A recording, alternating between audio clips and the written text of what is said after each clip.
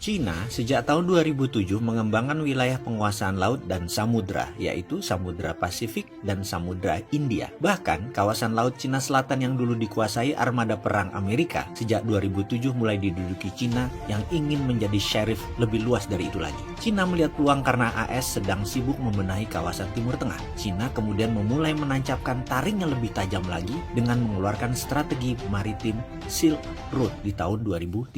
Strategi penguasaan maritim Silk Road ini mengharuskan China menguasai geopolitik luar negeri negara kawasan, yaitu penguasaan Selat Malaka antara Malaysia dan Indonesia. Melihat perkembangan dan bahaya serta ambisi hegemoni China, AS sejak tahun 2011 memindahkan wilayah kepentingan utama dari Timur Tengah ke Asia Pasifik dengan teori rebalancing. Presiden Barack Obama untuk menahan lajunya China kala itu di Jepang mengatakan AS juga membutuhkan mitra strategik di wilayah Indo-Pasifik. Saat ini, Pompeo, State Secretary atau Menteri Luar Negeri Amerika, dan John Bolton dari NSC, National Security Council, mengambil alih permainan di Indo-Pasifik sebagai pengendali operasi di era Trump dan mulailah bermain api dengan keras. Kita semua tahu sejak 2010 mulailah terjadi Cold War antara Amerika versus China. Amerika merubah strategi kawasan pertahanan dari Pacific Command menjadi Indo-Pasifik dan mengeluarkan kebijakan mirip obor namanya Higher Road di zaman Trump saat ini. Puncaknya, Trump sejak 2017 membuat Cold War menjadi Colder War atau perang yang lebih dingin terjadi di wilayah kawasan Indo-Pasifik ini dengan operasinya perang tarif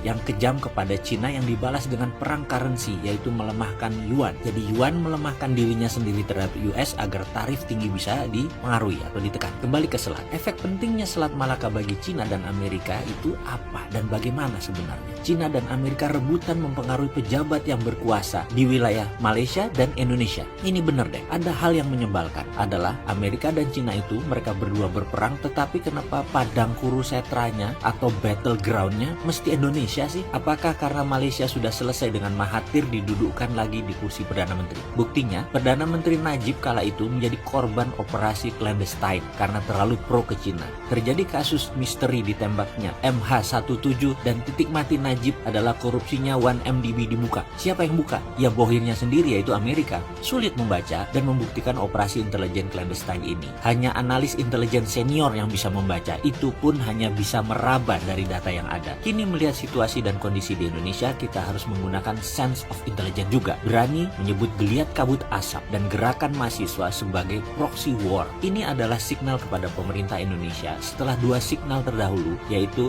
gagalnya sistem IT blackout PLN yang ternyata tidak ada perubahan alias tidak disikapi apa-apa, kayak nggak kapok juga. Kemudian gerakan separatis di Papua oleh prinsipal agen atau pemilik kepentingan yang akan terus dimainkan melalui handler agennya atau pengendali. Biasanya beroperasi ini pakai kontraktor khusus. Dan saat ini eskalasinya terbukti terus meningkat. Dan sekarang ditambah lagi dengan belangsaknya otak anggota DPR yang rencananya merevisi undang-undang KUHP dengan pasal-pasal aneh bin ajaib bin parah. Antara lain isinya adalah tahanan koruptor bebas boleh jalan-jalan keluar ke mall seizin penjaga. Gila nggak tuh? Pengamen dan pengemis bisa didenda 1 juta. Kritik kepada pejabat negara atau presiden, menteri dan lainnya bisa dipenjara. Nunggak bayar BPJS ditagih oleh debt collector dan bisa kena denda yang besar. Pasal-pasalnya banyak agak miring ke LGBT alias setuju dengan LGBT coba. Lalu koruptor tidak mungkin dihukum mati. Itu pasal-pasal apa di undang-undang KUHP baru ini? Saya sampai malas bacanya dan semua ini melengkapi lemahnya bernegara-negara Indonesia saat ini. Jujur, coba merenung sekali lagi, kenapa goncangan itu terus terjadi? Segitu lemahnya kita bernegara? Apakah karena politik di Indonesia hanya melihat internal? Jadi kebakaran hutan dianggap karena El Nino, Papua bergerak demo biasa, Malaysia bergerak karena murni melawan kegeblekan DPR, atau seperti yang kita ketahui bahwa demo itu terjadi dan dikatakan sukses kalau pendemonya tidak tahu apa misi asli demo tersebut. Seperti saat ini bukan? Yang demo tidak tahu misi aslinya, demo itu untuk apa dilakukan. Jadi sekali lagi wahai pejabat negara, jangan naif-naif lah mengelola negara.